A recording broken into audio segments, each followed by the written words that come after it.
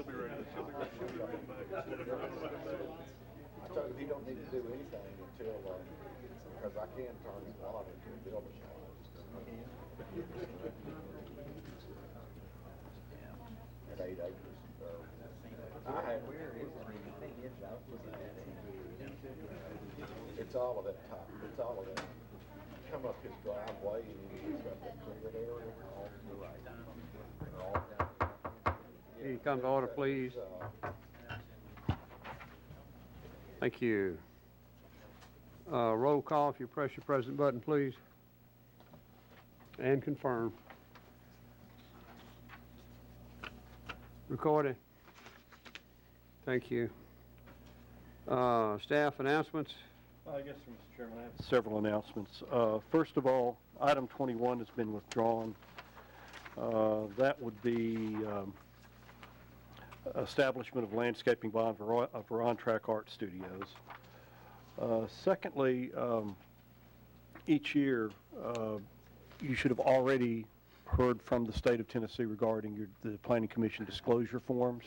I'm not sure if you have. I know we took one phone call from one of the planning commissioners who stated that she had seen hers. So if you hadn't, get with us and we'll try to make sure we keep you guys legal. Thirdly, we have a number of attachments in front of you tonight. Probably the most important set of attachments are attachments 9.2 through 13.2. That is as a result of having to change out a date due to our unscheduled vacation from last week's meeting. So please replace those. And finally, I guess I would make this announcement. Commissioner Crohan's brother passed away last week. I know that each of you would want to express your condolences to Don for that loss. Other than that, I believe I have nothing else. Thank you. Any old business? No, sir, Mr. Chairman. Consideration of consent agenda. Anyone on the commission? Whoops, I skipped the minutes. My bad. Minutes of December 11, 2014. Any changes or corrections? Second. Motion made and seconded. Any further discussion? Vote now.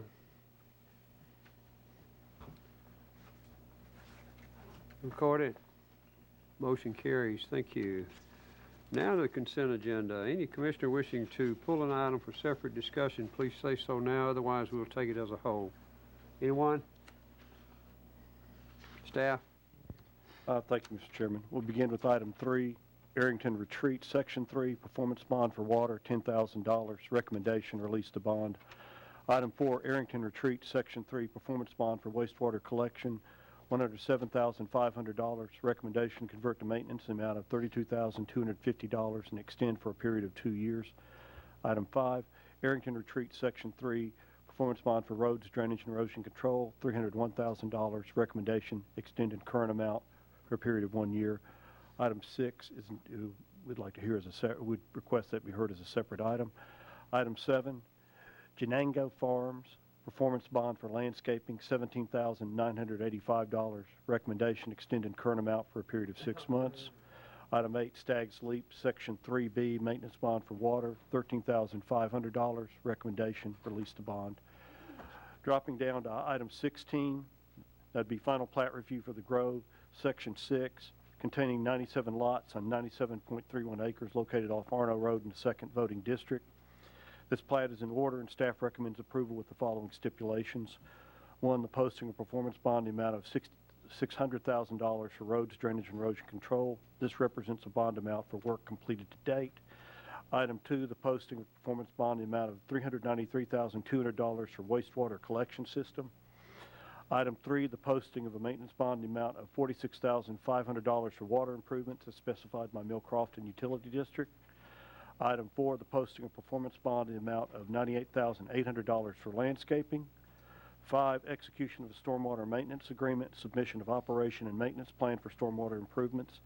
And 6, submission of approved final plat in DWG format on recordable media based on a Tennessee State Plane Coordinate System prior to signature and recording of the final plat.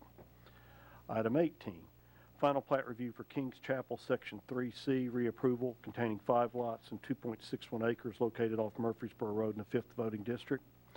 The final plat is in order and staff recommends approval subject to stipulations set forth in the April 2014 meeting, and the additional stipulation that the lots be noted as critical lots based on fill and disturbances on said lots. Finally, item 19, final plat review for Silver Stream Farms, Section 4E, containing 20 lots on 12.22 acres located off Rocky Fork Road in the 5th Voting District. This plat is in order and staff recommends approval subject to the following. 1, the correct spelling of Court and Lane. 2, the posting of performance bond amount of $350,000 for roads, drainage, and erosion control. This bond amount is based on work completed to date. 3, the posting of performance bond for water improvements in the amount of $67,500 as specified by Nolensville College Grove Utility District. 4, the posting of performance bond for sewer improvements in the amount of $150,000 as specified by Metro Nashville Water and Sewerage Services. 5, the posting of performance bond in the amount of landscaping improvements in the amount of $20,460. 6, execution and recording of the stormwater maintenance agreement and submission of an operation and maintenance plan for stormwater improvements. And 7, submission of 2 copies of the approved final plat in DWG format on recordable media based on the Tennessee State Plane Coordinate System prior to signature and recording of this plat. Thank you, sir. Any questions on consent?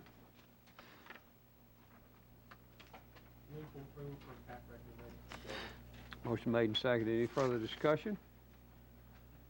Prepare to vote. Vote now. Record it. The motion carries. Thank you. Continuing on with the regular agenda, number 6, it was on consent, Bell Chase Farm, Section 2, maintenance bond for roads, drainage, and erosion control located off of Clovercroft Road. Staff?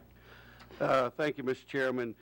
You have had placed before you tonight a revised report, which would be different from the report that came in your packet. And the information you will receive here is from that revised report. Since the original report was issued, the developer has supplied a schedule for completion of the needed improvements. As such, staff recommends that the bond be reviewed at the February 15th meeting to monitor the progress of the improvements. Questions, William? Thoughts? Motion made and seconded. Any further discussion? Prepare to vote. Vote now. Record the vote. Motion carries. Thank you. Public hearings. For those of you in our audience, our procedures are as follows. The staff will read the report for that particular agenda item. At its conclusion, you'll be invited to come to the podium, give us your comments. If you would, give us your name and address. We would appreciate it. I would also advise you only comment on that particular agenda item. First one is amendment to Articles 11 and 23 of the Williamson County Zoning Ordinance regarding agricultural uses. Staff? On May 14, 2012, the Board of County Commissioners adopted the update to the zoning ordinance and official zoning map and established an effective date of January 1, 2013. In the last session of the General Assembly, Public Chapter 581 was approved expanding the definition of agriculture to include entertainment activities conducted in conjunction with, but secondary to, commercial production of farm products and nursery stock. Current zoning authority is somewhat limited with respect to agricultural uses, and it is incumbent upon the county to maintain consistency with state law in regards to the definition of agriculture and what uses are encompassed by such definition. As a result of this new statute, these amendments are proposed. Further, because the definition is expanded, staff believes the separate use types of agritourism and education is no longer necessary.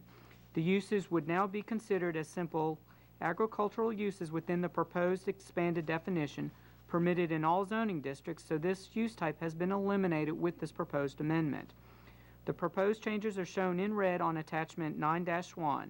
Staff recommends approval of the amendment. Staff also recommends that the attached resolution be forwarded to the County Commission for adoption. Thank you, sir. We'll open public hearing at this time. If anyone wishes to make a comment, you're invited to do so now. If you come to the podium. Anyone? These are exciting, guys. Jump up here. We'll close the public hearing on this agenda item. Thank you. Questions of staff? Motion?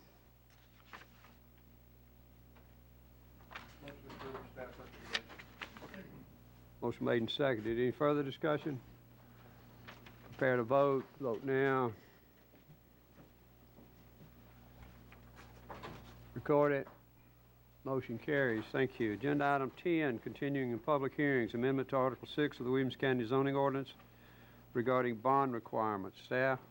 On May 14th, the Board of County Commissioners adopted the update to the zoning ordinance and official zoning map and established an effective date of January 1st, 2013. In an effort to remove redundancies and consolidate the location of the requirements for the assurance of completion of improvements, staff has reduced Section 6.02G, guaranteed of improvements within the zoning ordinance, and instead, this section will simply reference the more extensive section on this topic found in Section 16.07 of the zoning ordinance. It is important to note that bond requirements have not changed, and the purpose of this amendment is to remove redundancies and direct all bonding inquiries to the same section of the zoning ordinance. The proposed changes are shown in red on attachment 10-1. Staff recommends approval of the amendment. Staff also recommends that the attached resolution be forwarded to the County Commission for adoption. Thank you, Aaron. Again, we open for public hearing. Anyone wish to make a comment is invited to do so now. Anyone?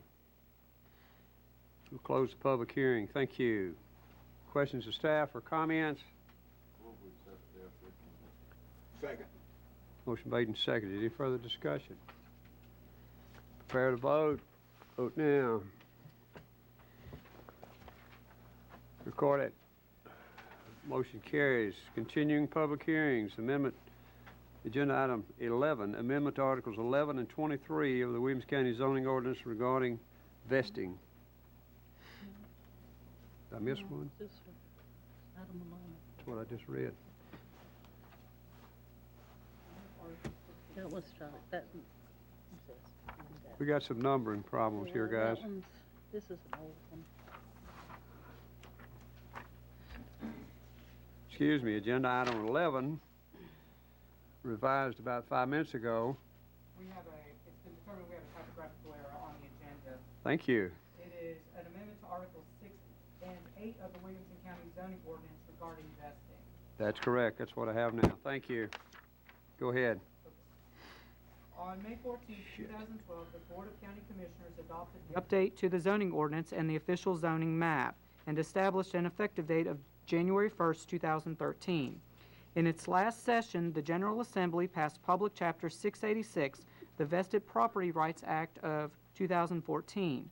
Prior to the adoption of these statutory amendments, vested property rights were mainly a product of common law, with the courts determining whether a property owner had taken sufficient steps in order to be considered vested in going forward with a building or development pursuant to the rules, ordinance, and regulations in effect when the building or development was approved. The General Assembly determined that creating a vested property rights statute, which outlined when a building or development is vested, was appropriate to strike a balance between private expectations and public interest, while protecting the public health, safety, and welfare. These statutory amendments were effective as of January 1st, 2015. Under the new legislation, the applicant for development with a single phase has up to 5 years to receive approval, begin site preparation, and commence construction. So long as these occur within 5 years, then a single phase development has 10 years from the date of preliminary approval to proceed with that development pursuant to the rules, regulation, and ordinances in effect at the date of the preliminary approval. For multi-phase developments, the vesting period is 15 years. Building permits are also granted a vesting period that coincides with the permit remaining active.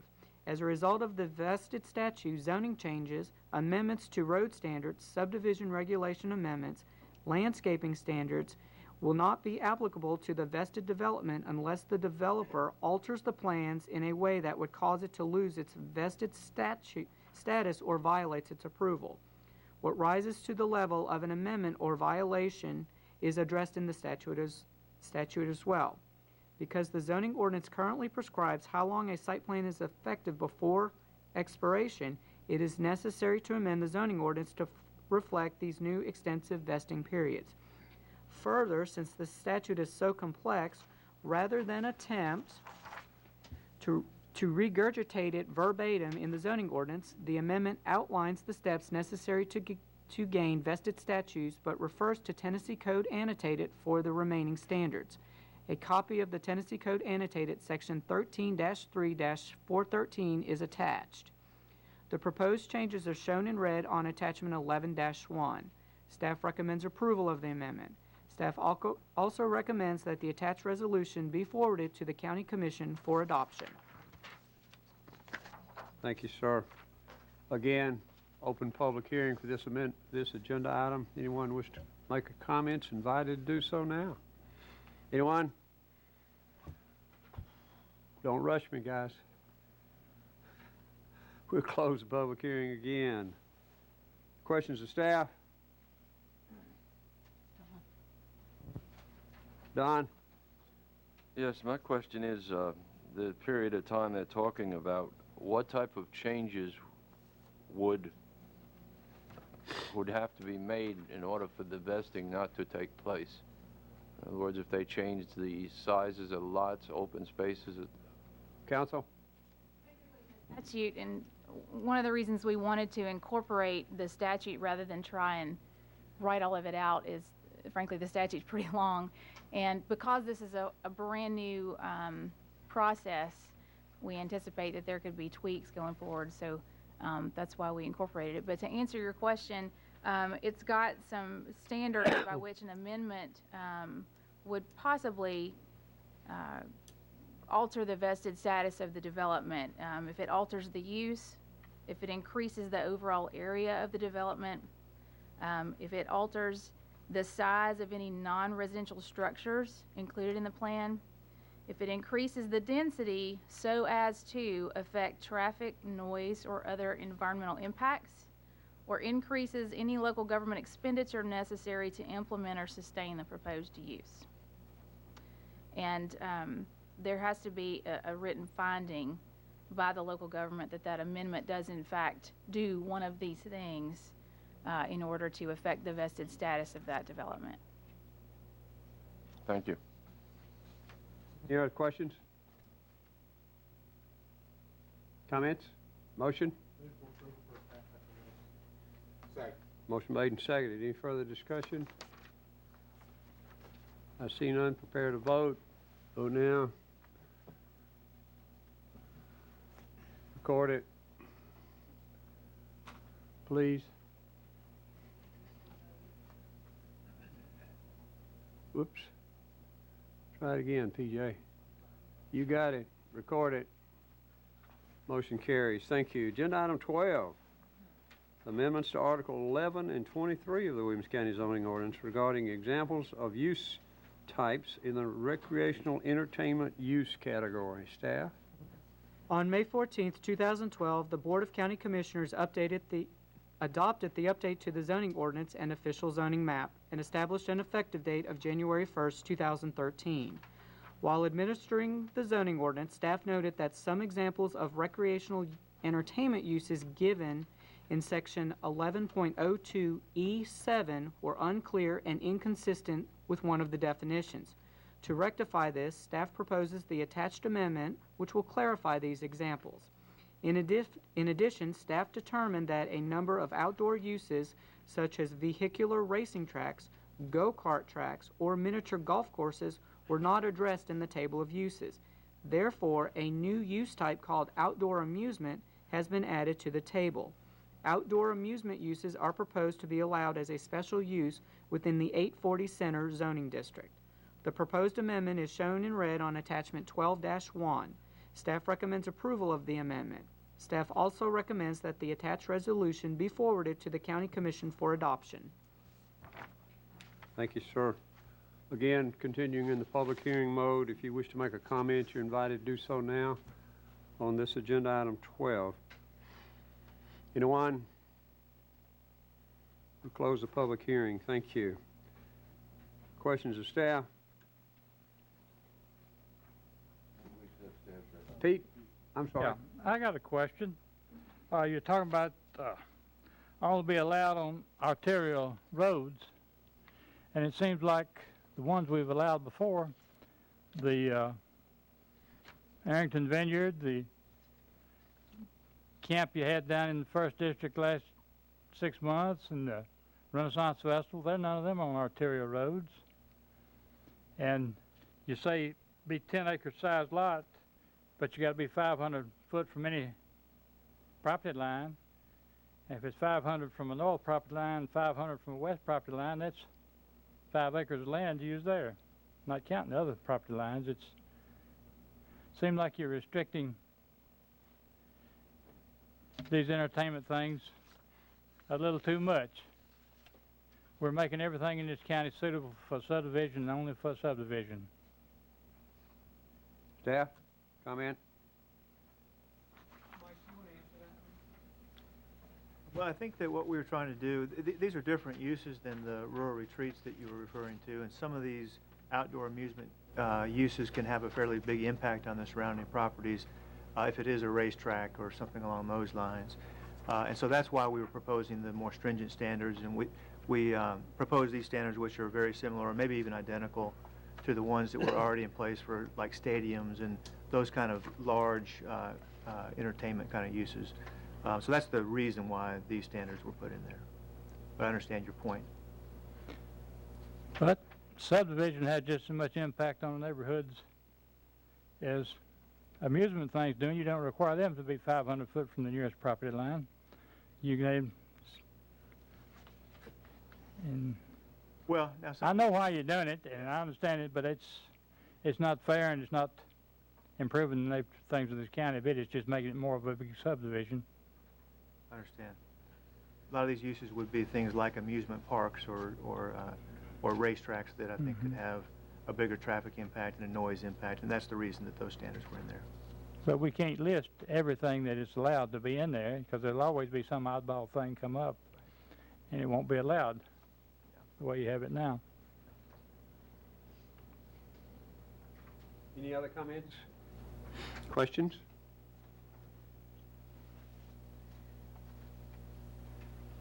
Yeah, move for approval with recommendations to staff. Motion made and seconded. Any further discussion? Prepare to vote. Vote now.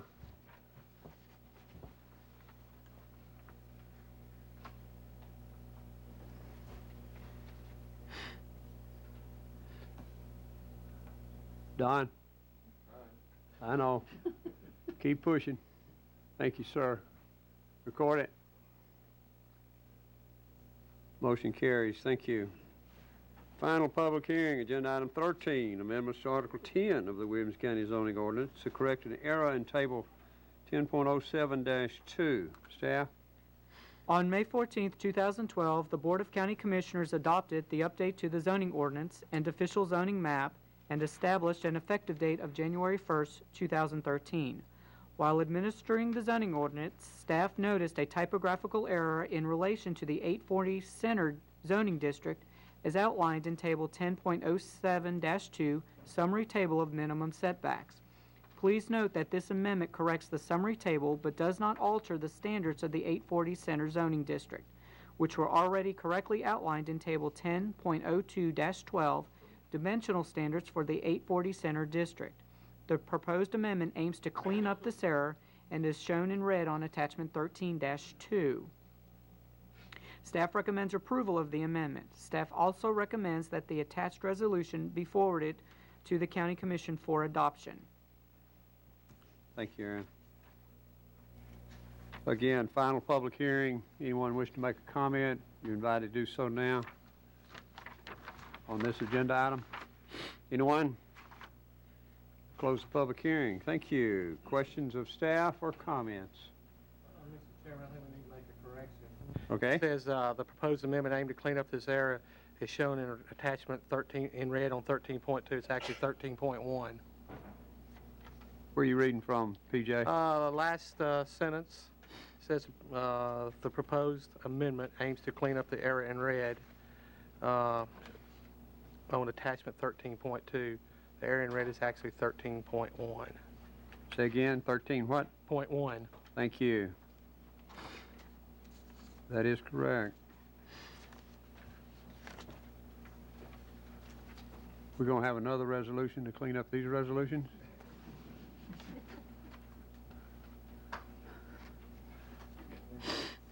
Mr. Chairman, move for approval. Thank you. Motion made and seconded. Any further discussion? Prepare to vote. Vote now.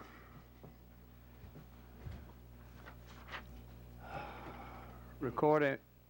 The motion carries. Thank you. That concludes the public hearings for this evening.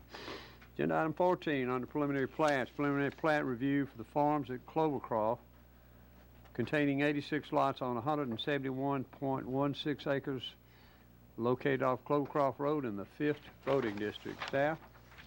Thank you, Mr. Chairman. A concept plan for this development was approved at the November 2014 meeting. The applicant is now requesting preliminary plat approval for the development, which consists of 86 lots in the Rural Development 1 zoning district. The preliminary plat is consistent in layout with that depicted on the concept plan. At their December 3rd, 2014 meeting, the County Highway Commission approved the design plans for the turn lane improvements at the site entrance. As was mentioned at the concept plan stage, the applicant is requesting a right-of-way width variance from 50 feet to 40 feet in order to accommodate sidewalks outside the right-of-way. The applicant is also requesting a design speed variance to 20 miles per hour for 2 short segments of Holstein Drive. At this writing, the applicant has not addressed all of the comments on the construction plan. Such must occur prior to meeting date. Pending receipt of the revised construction plan, staff recommends approval of this preliminary plat. In conjunction with final plat consideration, the following items must be addressed. 1, prior to submittal of a final plat, the turn lane improvements on Clovercroft Road must be completed in accordance with the approved plans. 2, prior to final plat submittal, a zoning certificate must be obtained for the completed wastewater treatment and disposal system. Prior to issuance of the zoning certificate, the applicant shall provide the following: a letter from TDEC indicating that the non-traditional wastewater treatment and disposal system was installed and is functioning, as-built drawings showing the location of all system components, and a sealed certification letter from the design engineer indicating that the non-traditional wastewater treatment and disposal system was constructed in accordance with the approved construction plans and specifications. A letter from the owner or utility provider indicating that it has accepted the non-traditional wastewater treatment and disposal system and is currently operating same. The posting of a performance bond in the amount of $72,000 for the non-traditional wastewater treatment and disposal system as specified by the county's wastewater consultant, and the posting of a performance bond in the amount of $64,350 for landscaping improvements. 3, prior to consideration of final plat approval, the applicant shall submit HOA documents for review and approval by the county attorney's office. The approved HOA documents must be recorded prior to the recording of the final plat. 4, establishment of a performance bond for roads, drainage, and erosion control. 5, establishment of a performance bond for water improvements in favor of Nolensville College Grove Utility District. 6, establishment of a performance bond for the wastewater collection system. 7, submission of landscaping plans and establishment of a performance bond for landscaping. 8, dedication of right-of-way 36 feet off the center line of Clovercroft Road. 9, execution of a stormwater maintenance agreement and submission of an operation and maintenance plan for stormwater improvements. And 10, submission of the approved final plat in DWG format on recordable media based on the Tennessee State Plan Coordinate System prior to signature and recording of the plat. And one final note, Mr. Chairman, and that is that we have now received all the required information related to the construction plans. Thank you, sir. Questions of staff?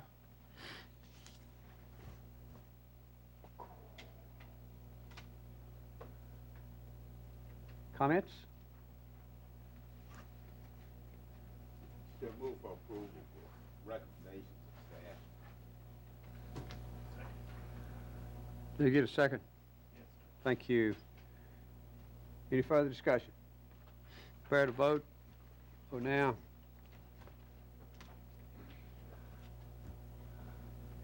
Record the vote. Motion carries. Thank you. Agenda item 15, preliminary plat review for Weatherford Estates containing 17 lots on 48.67 acres located off Arnold Road in the 4th voting district. Staff? A concept plan for this development was reviewed at the November 2014 meeting. The applicant is now requesting preliminary plat approval for the development, which consists of 17 lots in the Municipal Growth Area 1 zoning district. The preliminary plat is consistent in layout with that depicted on the concept plan. At their December 3rd, 2014 meeting, the County Highway Commission approved the design plans for the off-site improvements along Arno Road in front of the development site. As part of this review, the Highway Commission's traffic engineer evaluated the proposed site entrance and concurred with the Planning Department's traffic engineering consultant that turn lanes are not warranted. Staff recommends approval of this preliminary plat. In conjunction with final plat consideration, the following items must be addressed. 1, prior to submittal of a final plat, the off-site improvements on Arno Road must be completed in accordance with the approved plans. 2, prior to consideration of final plat approval, the applicant shall submit HOA documents for review and approval by the County Attorney's Office. The approved HOA documents must be recorded prior to recording of the final plat. 3, establishment of performance bonds for roads, drainage, and erosion control.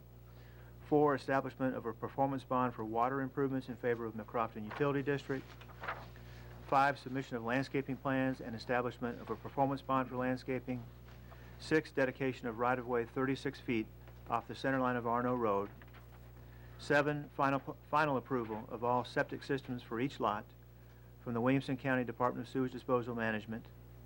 8, execution of stormwater maintenance agreement and submission of an operation and maintenance plan for stormwater improvements. And 9, submission of the approved final plat in DWG format on recordable media based on the Tennessee State Plan Coordinate System prior to signature and recording of the plat. Thank you, Mike. Questions, staff? Comments? Mr. Crohan?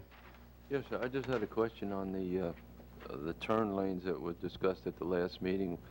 Was there any discussion had as far as increase the size in the future? Would that warrant possible turning lanes? It could. If they were to increase the size of the development in the future, they'd have to come back to this body and get approval, and we'd look at all the issues again, including the access issues. Okay, thank you.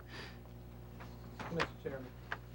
BJ? It always confuses me when we have a budding subdivision, we have an easement into that subdivision, and we never use it.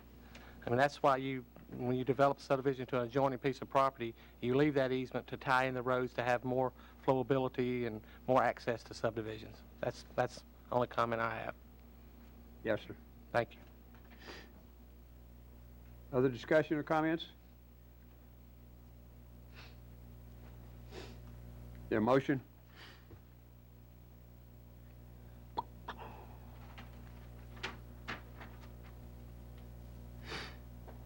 Motion approved, staff recommendation. Second. Motion made and seconded. Any further discussion? Prepare to vote. Vote now. Record it.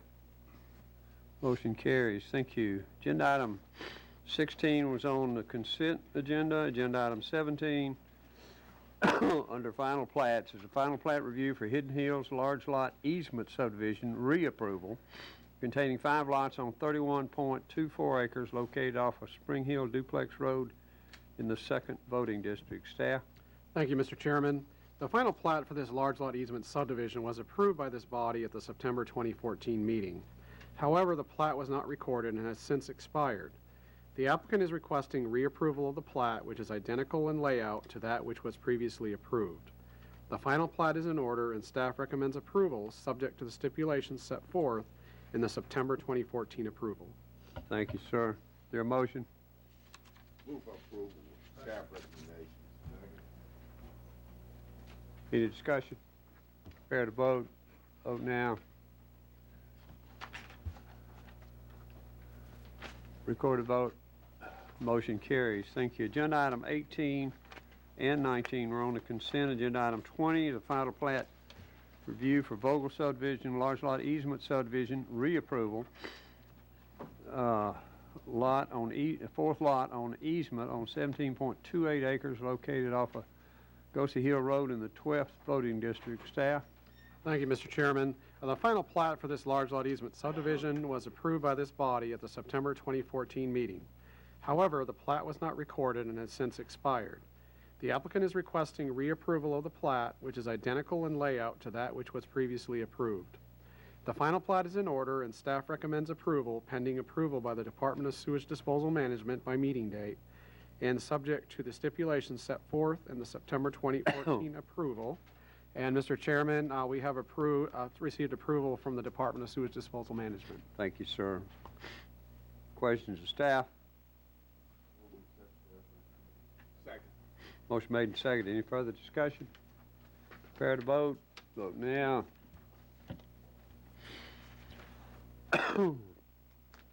Excuse me. Record a vote.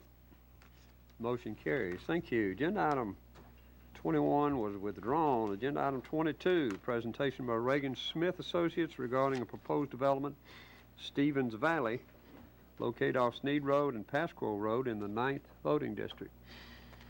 You have the floor. If you'll introduce yourself, I would appreciate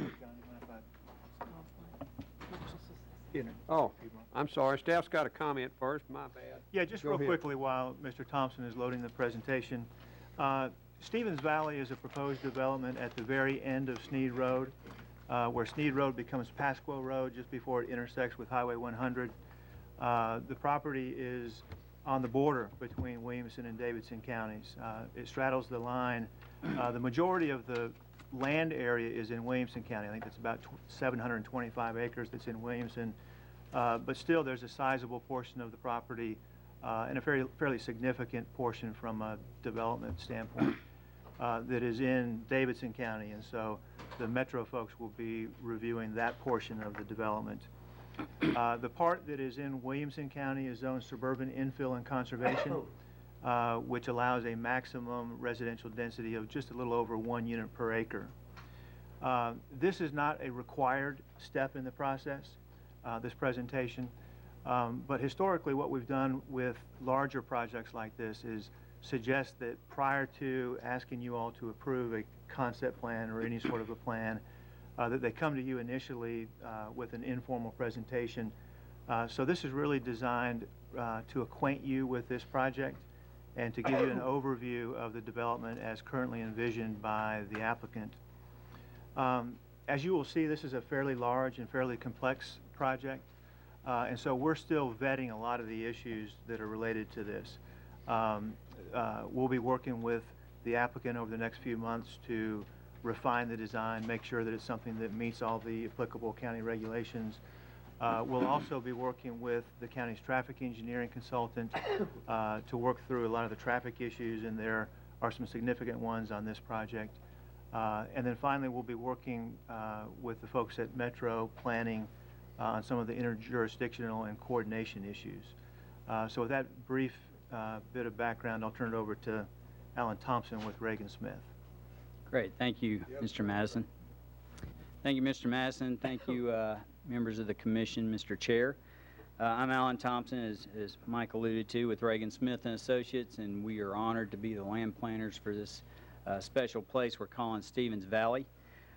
Also representatives that we have here tonight is John Rochford of Rochford Realty, Dudley Smith of Land Innovations, and Brandon Baxter, Transportation Engineer with Reagan Smith. Before I go into the presentation of the site, just briefly where we've been. We've had 6 different neighborhood meetings just for our own purposes and orders to read the community, to understand what we need to incorporate into our plan. We've met with the Trayside community, which is in the Davidson County portion. We've met with Timberline in the Williamson County, and we've met with Natchez Bend, which is a small internal road that has about 20 homes on it. All of these communities touch our site, and that's why we selected to meet with these members. So with that said, I'm going to go into a condensed version of the presentation that we showed them, that we've met with each of them twice. So this is a condensed version of that, and then we'll be happy to answer any questions beyond that. The site, as you can see here, it's located on a larger scale map. That's Natchez Trace that's working its way to the north to Highway 100. To our southeast is Franklin. Due east is Brentwood. Maybe a better target would be Loveless Cafe to help you relate to where we are on the map. You can see the county line that Mike was alluding to. We have a good portion of this property in Davidson County. The majority of the property falls in Williamson County. This is the property with north being directly to your left. This is the total Stevens property that we're talking about, right around 1,000 total acres. This is what you'd see in the Davidson County side. That's the trace that's to the far left of the screen there. And there's right at 183 acres that you're seeing here. On the front section, we have an SP zoning that was zoned back in 2012 with Metro, and it's right at 53 acres. Currently under construction, the large yellow building to the upper part of your screen, that's 18 acres. It was purchased by NHC, an assisted living skilled nursing facility. They have 200 beds that are under construction. They have future independent living type housing that's immediately to their south, which is to the right part of your screen. Across the street, we have 35 acres that has mixed residential from townhomes to condominium flats that would also be served with elevators. We see this being a great target market for the empty nester. As you can see, the red buildings just down the page there, immediately across from Loveless. This is boutique retail, would have a hotel component to it as well. That's really seen to be a support to the Loveless, not so much a competition, but it creates a tourism feeding off the tourists that's coming from the north end of the trace, and really creating a unique opportunity there.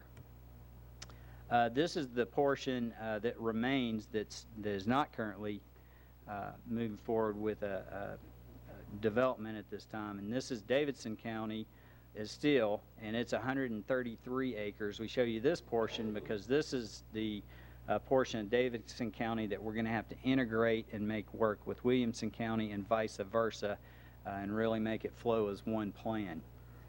Again, that's 133 acres. In Davidson County, we're looking at 726 acres. That's the majority of Mr. Stevens' property there. It's in a long valley that goes from left to right, is north to south, but it is surrounded in approximately 400 acres of Natchez Trace, much of which Mr. Stevens worked through with the Trace as part of them negotiating the right-of-way in that particular location. This is the plan we started out with. This was a concept plan. We wanted to look at, how could we make this work together in terms of form and function and the different types of residents and the different types of mixed uses that we could work into our plan. The first area I want to focus on is the village core. This is in the Davidson County section. This is approximately a 24-acre parcel. We see this as a great opportunity for mixed use. You can get condominium flats in this location, townhomes in this location, and then small level of quaint retail, small level of local office. We really see this being a local neighborhood center that would not only be a benefit to our development, but it'd be a benefit to the surrounding developments in Trayside and Timberline as well. We really feel like this is a great opportunity to create a special place, a destination point that really accommodates everybody around it. When looking at this, we think of small scale character, very walkable friendly, very pedestrian friendly, We looked at several different elements in the immediate area. West Haven was a similar type of development. Downtown Franklin had a lot of inspiration for what we're looking at. Leapers Fork and the Loveless itself, the character that falls in this immediate area, we would like to create that own dynamic at Stevens Valley. Again, that pedestrian scale is essential. We don't know exactly how this will unfold. The general character, though, is a walkable, friendly mix of residential and neighborhood services. We'd also have some single family in this section as well. And then at the end of the day, we create that special place, you know, where you want to spend an afternoon. Now we're going to get into the Williamson County side of the project, and this is what we're calling the village residential, and they're going to feed a lot of support to that village core. This is getting into Williamson County and speaking to the plans the zoning that Mike referred to. We can go down to an 8,000 square foot lot in size, with 15% of those lots going down to a 6,000 square foot lot. So we would see that size lots in this particular area. So a little tighter lot situation. These would be primarily alley-loaded lots. So you would have streets that's lined with street trees and sidewalks, not driveway curb cuts. Your garbage collection and a lot of your utilities would be handled back into the alley portion, and that's where your cars would be located as well. We say that because the streets are very important character of what we're trying to accomplish here. Creating that unique street front, not just in the street trees and the sidewalks that promote that walkability, but the character of the architecture that helps define what that street tree or what that streetscape experience feels like, looks like, and walks like.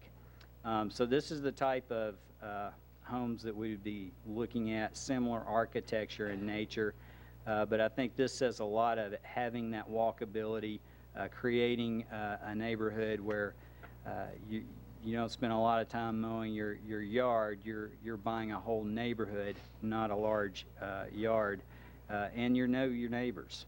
Very important. Walkability is what we're seeking. At the same time, having your garbage collection, your parking, and all that back in alley areas. However, equally important, having a high level of detail of your architecture back in those alley areas so that you don't lose that character.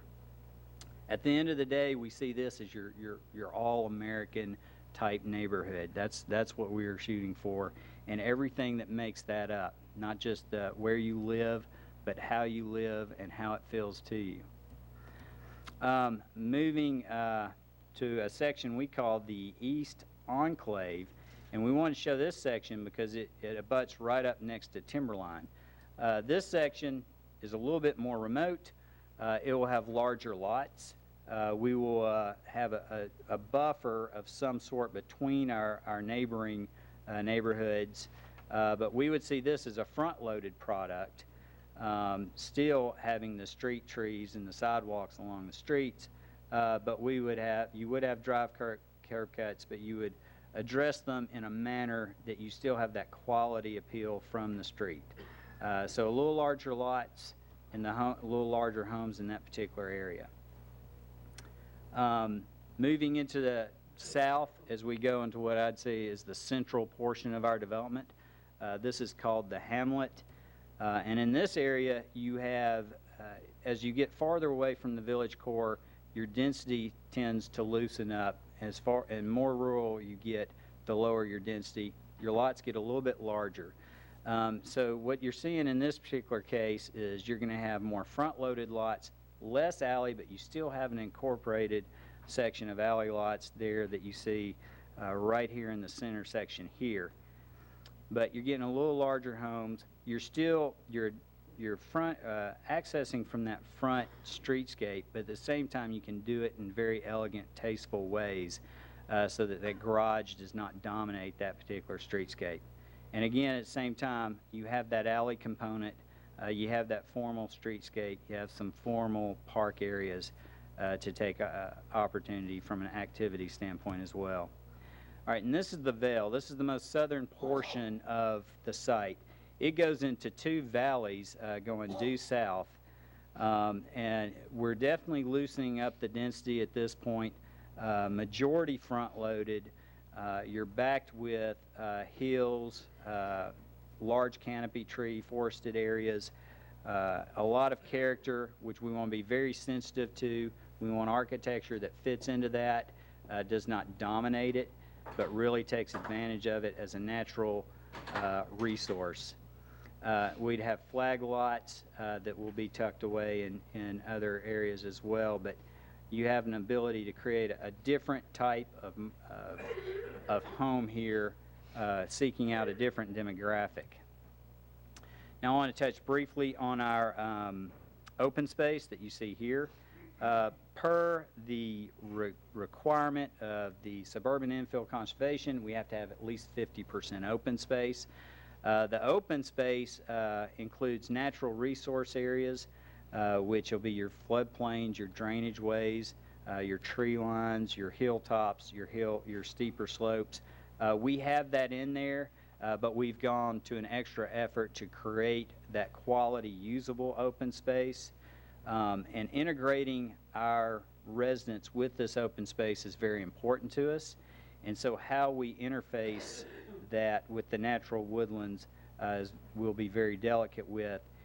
However, we have approximately 400 acres of open space here, about 395. So about 55% of open space is where we currently are. One thing I want to emphasize is what you're seeing is a preliminary plan. This plan is still evolving. We plan on making a formal submission next month, so it will come back a little more fine-tuned than what you're seeing here, but it is an evolving plan. We would have areas within this open space to where you have more of a formal community center. You can have formal lawns, active areas for the residents, destination points for social activities, more than likely a pool center and that type inclusion as well. We don't know all the details of it. We do know that that will be a very important portion of this development.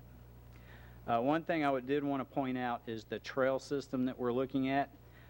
With so much open space and being surrounded by another 400 acres of federal park, we felt like you have to take opportunity to maximize that natural resource, engage your residents, create that walkable, active community. And in doing that, the red trail system that you see here, these are your paved trail systems. They're more in your flatlands where you minimize impact on woodlands. And you have areas where you can be active from a running standpoint, a hiking standpoint, a biking standpoint, but just another form of moving pedestrians in addition to the sidewalks on each side of the street. So we also wanted to point out that this trail system that we're looking at is not just for our neighborhood, it's inclusive of everybody. We don't look to exclude our surrounding neighbors, but instead make them part of this. We see this section being very similar to what you'd see in Percy Warner Park. And with our open space and the additional open space surrounded by the Natchez Trace, you have almost 800 total acres of natural area. The natural trail system that you see here is going to be less, obviously not paved, less impactive, minimize any kind of negative impact on the slopes, on the trees, on the natural resources, but still it gives an opportunity to engage our residents with pedestrian destination points on the way.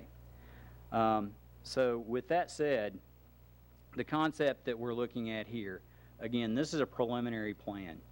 We haven't completely finalized everything. But this is where we have ended up with at this point. This is what we've reviewed with the neighbors. That being said, per the zoning, it will allow up to 871 homes in the Williamson County area. We talked about how much open space it's requiring. We really see adding additional open space up to 54%, getting more quality open space down in our flatter areas. At the same time, the trail system between the paved areas and the natural areas, we're going to have 6.5 to 7 miles of just trail systems themselves that will take advantage of those natural open space areas. With that, the street system, also an important amenity to us as well. We'll have approximately 9 miles when we're completed throughout this development of a street system. That's going to have sidewalks, street trees, limited drive access. Pedestrians will be the hierarchy over that of the automotive. We really feel like this is a great opportunity to create a great community that all will benefit, including our neighbors. With that, I'm here to answer questions. Mr. Rochford, Dudley Smith, Brandon, so we'd be happy to answer any questions you have. Questions? Jack? Any part of this community 55 and older? There's no restriction on age. However, I'm glad you brought that up. We really feel like this is going to draw a high demographic of the empty nester. One, from price point, two, that it's walkable, but also this particular area of Davidson County and Williamson County is very starved from an empty nester type product. There's very few single floor turnkey products in this area. With the flood of May 10, one of the few spaces in Bellevue, which is River Plantation, about a third of it was flooded. And that is one of your go-to spots for that empty nester. But there will not be an age restriction. Well, and that's where I was going. I'd like to see a section that demographic. Also, we're talking about one farm. Are they currently, you said it's 1,000 acres. Yeah, are they currently? The total area, the Williamson County section is 726 acres. But the entire farm is roughly 1,000? Approximately, yes. 1,000 acres. Yeah. Are they paying, and I've run into this before, are they paying property taxes on the 1,000 acres to Williamson County, or are they divided up between 700 acres Williamson County? We ran into this in Horseshoe Bend subdivision, and it was one farm, and the trustees got together way back when and said, well, and kind of the farm owner said, well, we'll pay taxes to Williamson County, and that's what they did. Then when they divided the subdivision, it became a problem later. So, and that's the reason for my question. Well, to be honest, I don't know if there's anybody here that can answer, but to be honest, I have no idea.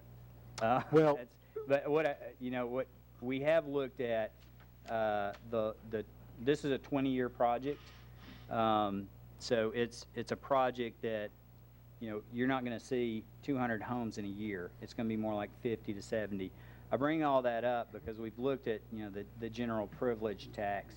Over the course of that 20 years, there'll be a tax paid from the development portion that's roughly around $5.6 million.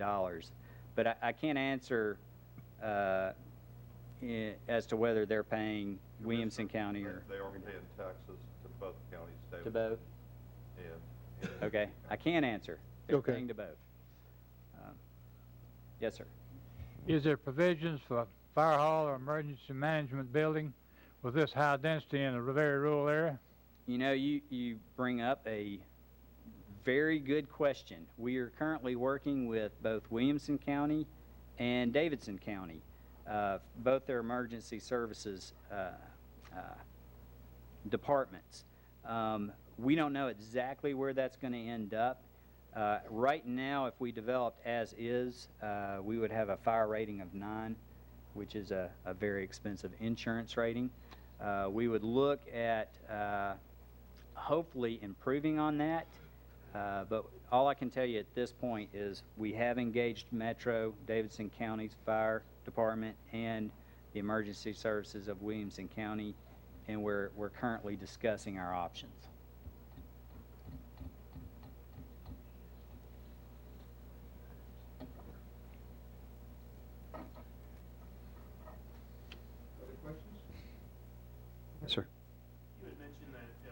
871 lots on the Williamson County side. How many are approximately in your plan at this point? Approximately in the plan you see is about 850, Okay. 848, 850, in that range. And in the hamlet or toward the southern ends, you mentioned that the lots get looser and bigger, but about how big are you? Yeah, the density decreases more. Let's see if we can go back here. As you can see, there's a little tighter density here. It starts loosening up here, and then it gets very loose as you get back into the Vale. You're gonna, a lot of your lots are 60-foot frontage because that's what is allowed in the zoning ordinance. But as you get back to the back here, you see the lot color changing to different colors. Those colors go to 72 to 82 to 92, and then up to 100. And then some of the flag lots, which, let me see, give you an example. Here's 2 flag lots here. They have a kind of a shared access that will come in, and then you have these large areas that's back in these wooded areas. So your lot size increases. Mainly your density decreases as you go from the north to the south.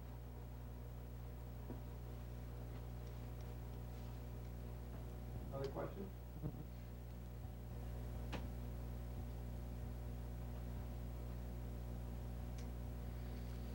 You must have done a real good job. I don't hear you anymore. Tommy? Yes. Traffic flow from this. Okay. What are your thoughts on how will the traffic flow? It's pretty, intense development, and that's a pretty cut off area. You can see it going north, south. Well, it's going to head to the north. Let me get to a section real quick here. All right, so the way we're looking at traffic here is, and that's an excellent question, because we have 12 to 1,400 foot frontage on what is currently Union Bridge Road, and that's really our access point out. That being said, when we looked at the concept, we looked at a main collector road, which you see in this area right here. That would be the blue road right there. That's currently Pasquo Road. We would make additional improvements. It's currently a collector in the county, but we'd see that main collector road going deep south into the development. And what I also wanted to point out to your far left of your screen is the improvement of a traffic signal at Highway 100 in Pasquo, which will make a significant improvement of traffic as it currently moves there, which is very... If I might add, we have not seen one iota of traffic information, so this is pretty speculative at this point, and I want to make that point very clear right now. Okay. Yes. And so this is how we're handling it from a conceptual standpoint. In addition, the green line you see there, we would see a secondary collector road that would come out of our development, because you're going to have part of the area that's going to want to go to the convenience centers of Kroger, YMCA, Publix that's in the metro section, or they may work in downtown Nashville. They'll take the blue route, but you're going to have a large part of the demographic that works in Brentwood and Cool Springs and Franklin. They do use more of that green option, but you give multiple directions to move through here. The orange dots you see here, that's kind of an existing through traffic. It's folks from Fairview and Pegram that travel to Brentwood and travel to Franklin and Cool Springs area. What we looked at here was Pasquo Road. Right now you have an intersection of Union Bridge Road and Pasquo Road that turns at a 90-degree bend. Not the best situation. What we'd be looking at is bringing Pasquo Road into our site, bringing Sneed Road into our site, an intersection where you see that circle at that point. So you'd have a roundabout situation. This gives us, as you come out of our neighborhood, multiple points to leave. Once you get to that circle, you can head towards Brentwood, you can head towards Metro. That's your secondary collector road that would be coming out, so you can bypass that area altogether. If you're coming through here but you don't want to go through that centered area there, you have a bypass route in the green. The through traffic that's coming that's shown here, it would have a bypass option here. One thing that we looked at from our neighborhood meeting is because we were originally looking at abandoning Union Bridge in our early stages. The thought process there was, don't completely cut Union Bridge off, allow traffic flow as a bypass to go through there, and that's what you're seeing here, as opposed to it using Trayside as a cut through. So we see these areas being the best flow of traffic that would set up for both the through traffic and would set up for the traffic of the future Stevens Valley, which is 20 years down the road. And in terms of the status of the traffic information, we've submitted a traffic study to Metro Public Works. We've submitted a traffic study to Williamson County, RPM's representative of Williamson County. We've conducted additional counts that the county would like to see. We're updating that study and getting that back to them, and that should be getting back to them here in the next couple of weeks.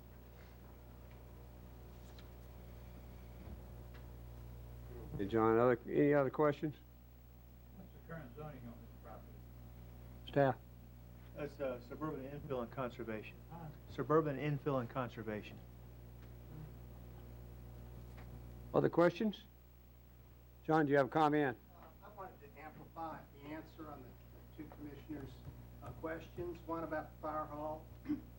We think that's a really good idea, and we're looking at a concept plan that might work in to kind of blend into the community. Sir, John? No. Come on up to the mic so we can hear you. I'm John Rochford, and I wanted to amplify the answer to the two questions that the commissioners asked. One about the fire hall, and we think that could be a real positive to our community as well as our surrounding neighborhood. And from our engineer, the way I understand it, is that we might see an opportunity to work in concert with both Davidson and Williamson County and how fire services are served. That could be a real benefit to that area. So it's a good question, and I think that's something that we think we can find a way to bring that benefit to that particular part of the county and Davidson County too. On the second question about the 55 plus, we have developed as much 55 plus as anybody. Windsor Park here at Fieldstone Farms, Reed Hill, the Cloister at St. Henry's, the cottages out at our Providence community in Wilson County. And so we're very cognizant of how important it is to design product around a 55 plus because, one, it's the largest growing segment of our population, and they're typically the most affluent, have more disposable income, and it brings a lot of value to a community. So to answer your question, you heard the word just in the concept plan that even those flats elevator loaded, that was really being done to allow ourselves to attract that empty nester that would necessarily not want to have steps but still want to live in a community. And of course the homes that are being built in this conservation easement subdivision would have on all those level lots, so there's virtually no steps.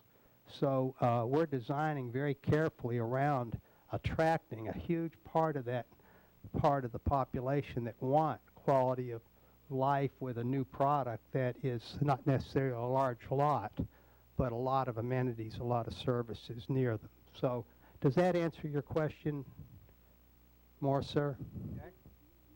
Yes, it does. I'm a county commissioner also, and what 850 homes will translate it to be an issue with the schools.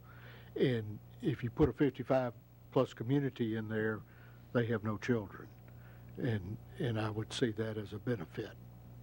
Yeah, it's a very real, I would bet greater than 50% of our constituency, the interest in this is from that 55 plus.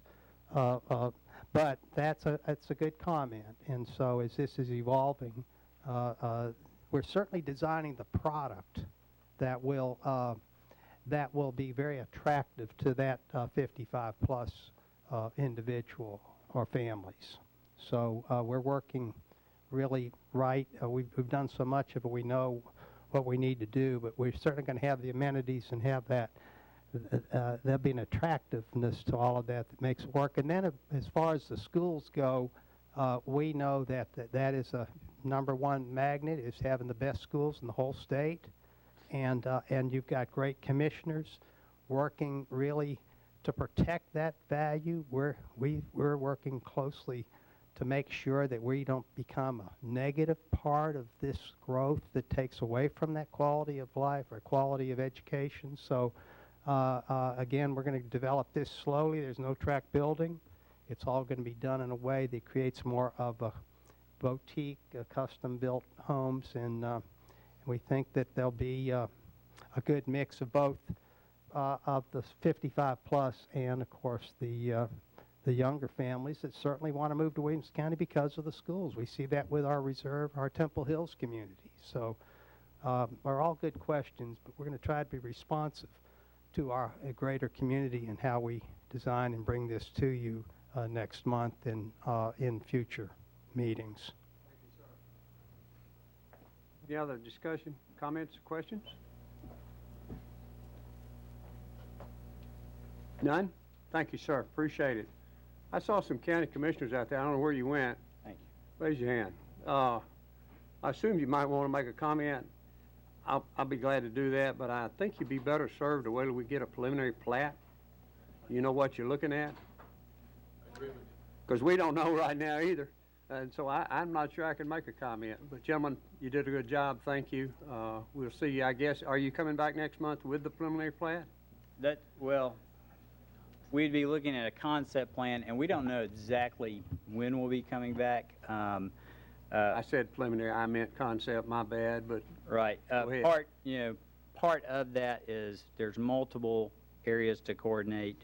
And just for clarification on the traffic impact study, it's not completed. It's still in the preliminary phase. We've had a scoping meeting with RPM, and we're making an adjustment to that. And that's when that will be coordinated further. And but with that, we would be looking at the next couple of months in terms of a formal submittal application in regards to a concept plan. Great. Thank you, sir. Thanks. Commissioners, is that okay? Good. Mr. Chairman, just to add on what Mr. Thompson said, from a timing perspective, we do feel like we'll need to coordinate you all's review and approval of a concept plan with Metro's approval, so that we're not approving something that kind of hinges upon them approving something also. So it may be several months before you all actually see something. Right, and that's understood on our front, on our end. Good. Anything else? Got it. We're going to go home. Thank you. Sir. Motion to adjourn. We're out of here. Thank you.